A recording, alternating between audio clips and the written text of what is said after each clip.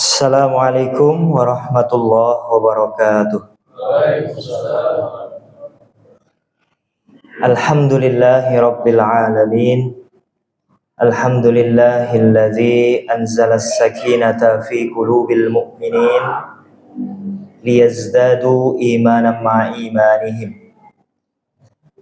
Ashhadu an la ilaha illallah wa ashhadu anna Muhammadan abduhu wa rasuluh. Allahumma salli ala Muhammad wa ala alihi wa ashabihi wa man tabi'ahum bi ihsanin ila yaumil qiyamah.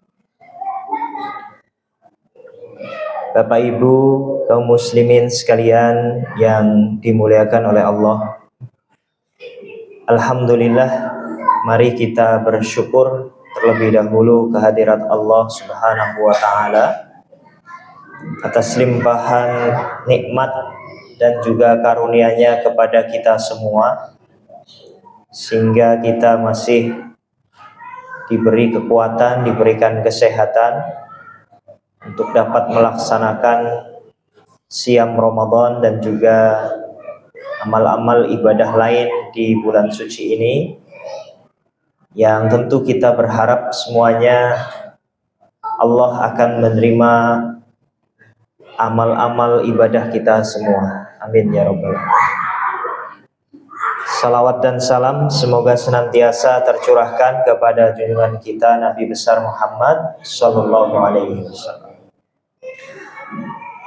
Bapak Ibu kaum muslimin sekalian yang dimuliakan Allah, ada seorang sahabat yang bernama Sufyan bin Abdullah.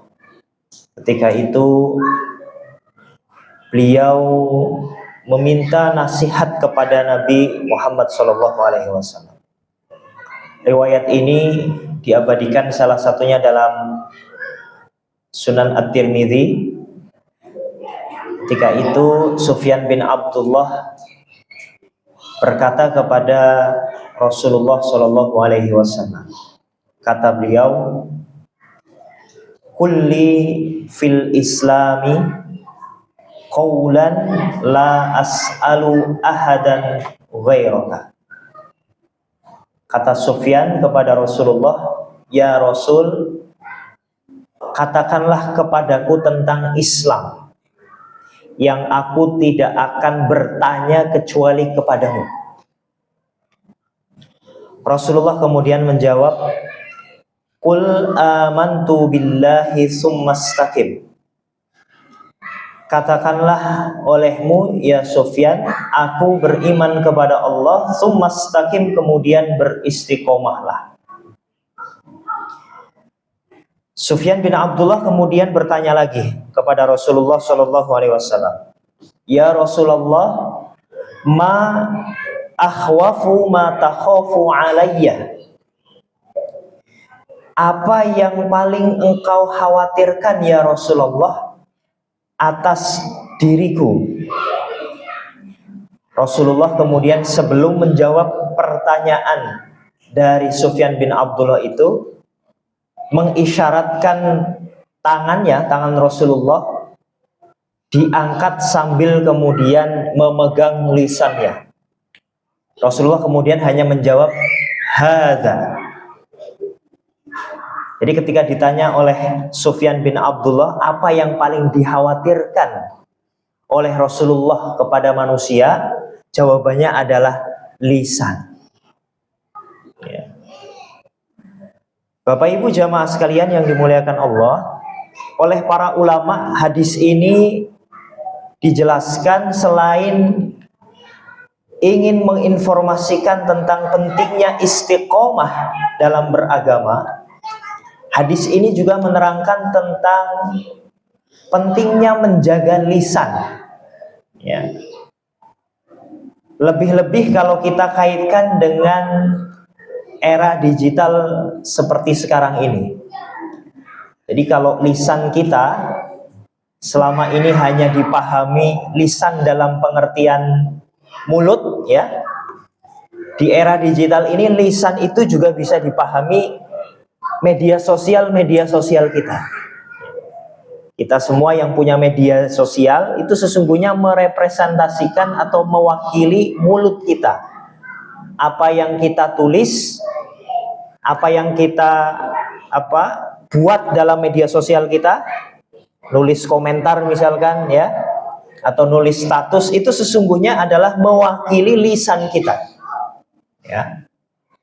Kalau kita gunakan media sosial itu dengan baik, dengan bermanfaat, berarti lisan kita sedang melakukan sesuatu yang insya Allah mendatangkan pahala bagi kita.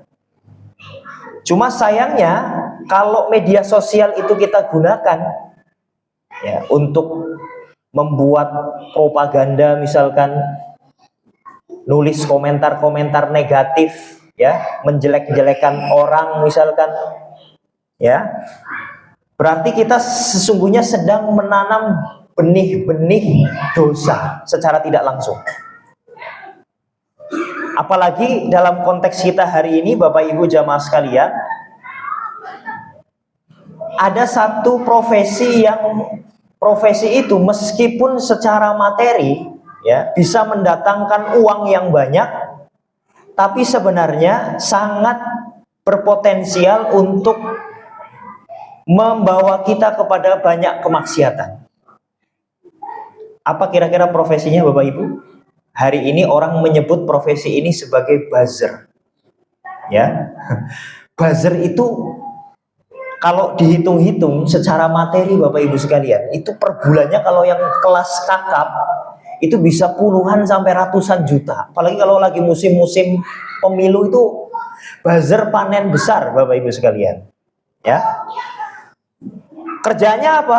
Kerjaannya menggiring opini, bikin propaganda, menjelek-jelekan, ya, dan seterusnya.